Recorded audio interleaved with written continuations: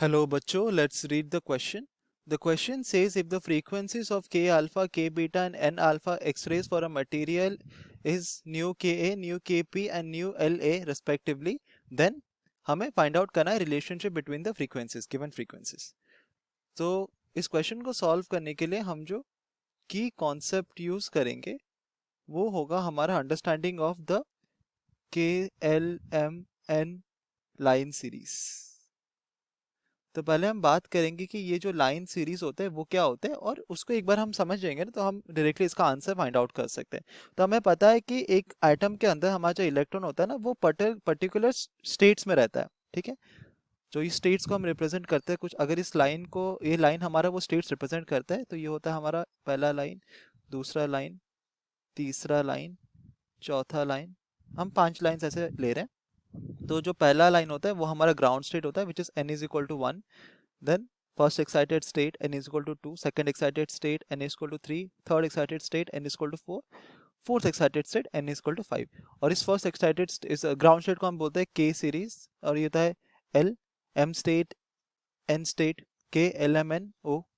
ठीक है, तो अगर हमारा एक इलेक्ट्रॉन किसी भी एक अपर ऑर्बिट से, कोई भी एक अपर ऑर्बिट से, ठीक है, मतलब कोई भी एक हायर क्वांटम नंबर से जब वो ग्राउंड स्टेट की तरफ आता है, ठीक है, दिस इज इंपॉर्टेंट कि जब वो ग्राउंड स्टेट को आता है, ग्राउंड स्टेट हमारा कौन सा सीरीज, कौन सा अल्फाबेट है, के अल्फाबेट. ठीक है, तो कोई भी अपर ऑर्बिट से जब के की तरफ गिरता है ना, देन हमारा जो फोटोन रिलीज होता है वो हमारे के सीरीज में लाई करता है.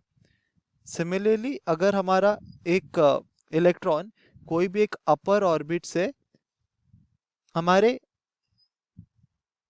एल ऑर्बिट को गिरता है, देन हम उसको बोलते हैं हमारा एल सीरीज. सिमिलरली अगर वो अपर ऑर्बिट से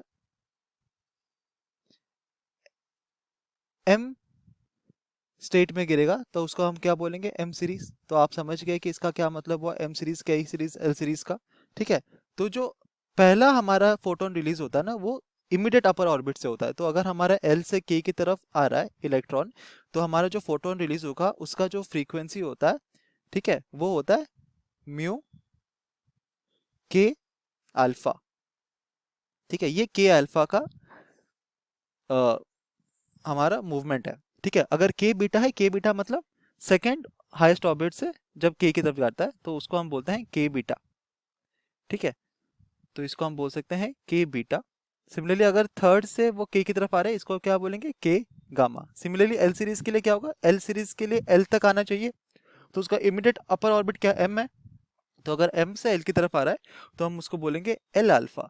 अगर एन से एम की तरफ आ रहा है तो उसको बोलेंगे एल बीटा, और अगर ओ से वो एम एल की तरफ आ रहा है तो उसको बोलेंगे क्या, एल गामा. ठीक है, तो अगर ये ट्रांजिशन होता है तो ये जो एरोज है ना, ये हमारा रिक्वायर्ड ट्रांजिशन बोलता है कि कौन से स्टेट से कौन के स्टेट की तरफ मूव कर रही है.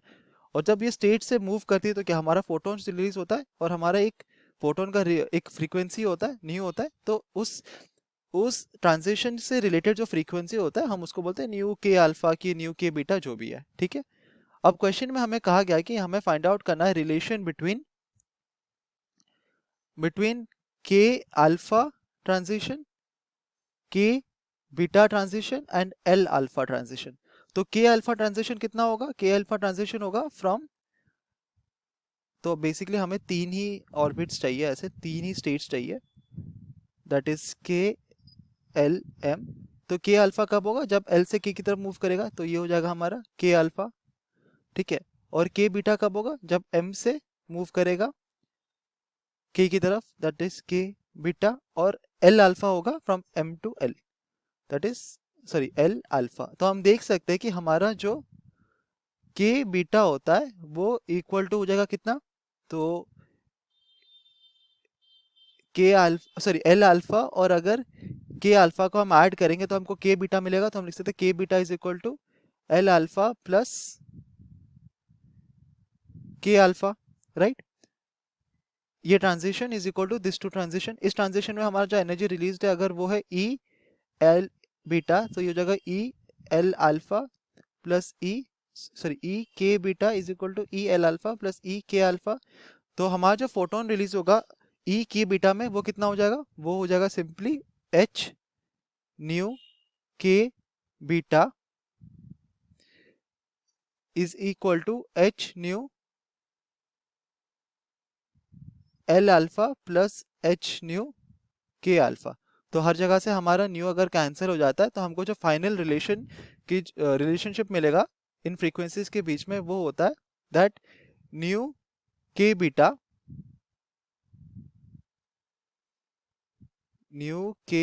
Beta is equal to nu K alpha plus nu L alpha alpha.